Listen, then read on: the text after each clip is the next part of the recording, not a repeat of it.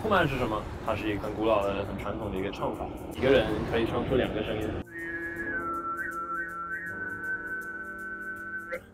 哇，好棒的呀！哇。 Hello, welcome to Aussie Talk. I'm Mini Shen. Today we are joined by 3 handsome and young Australian guys. They are Angus, Austin, Theo. I know you guys already visited China so many times and stayed in China for quite a long time when you were there.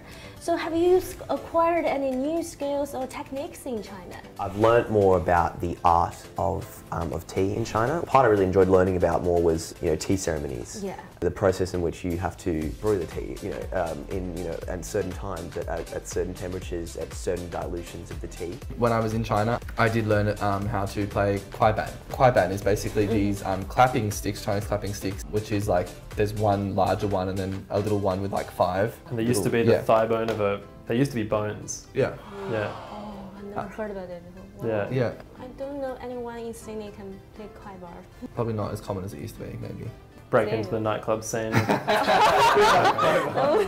Remix the kwai ban. Yeah. Oh, well, what about you, Theo? When I got to China, I would stay in the classroom after class and just like sing, because I was getting quite obsessed with like harmonic singing, Western harmonic singing, and then stumbled across throat singing. Would you like to show us your throat singing skills? Okay, sure.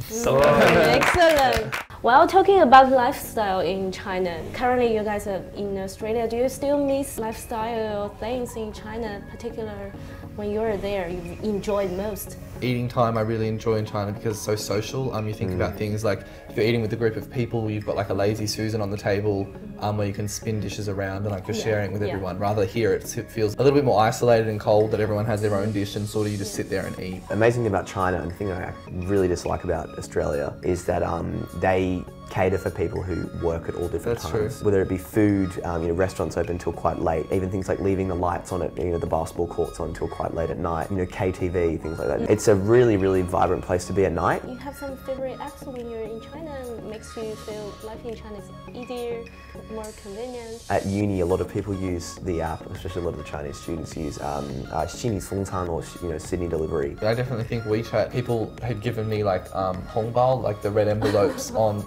WeChat. Yeah. Now I feel like when I go to China and I'm using cash, everyone's like, come on, you don't need to use cash, like get a phone. Yeah. Yeah, exactly right. If I was going to recommend apps, if we're talking about apps, I would, and people are going to go to China, download the shared bike system.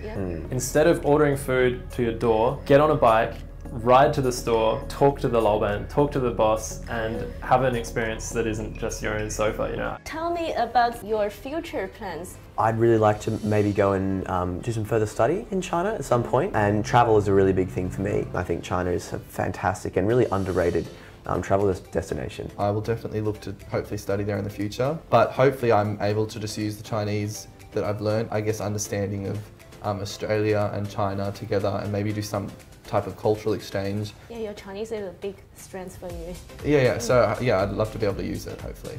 Yeah, I'm going back to China in a month or so to Shanxi, and I'm really looking forward to checking out the fossils and the ancient relics and that kind of thing, and also the architecture in Shanxi is really cool. I am going back in July next year to one of the temples in China to be a staff on a meditation program. I know you have quite many research into Buddhism, so you have further plan to learn more about it in China?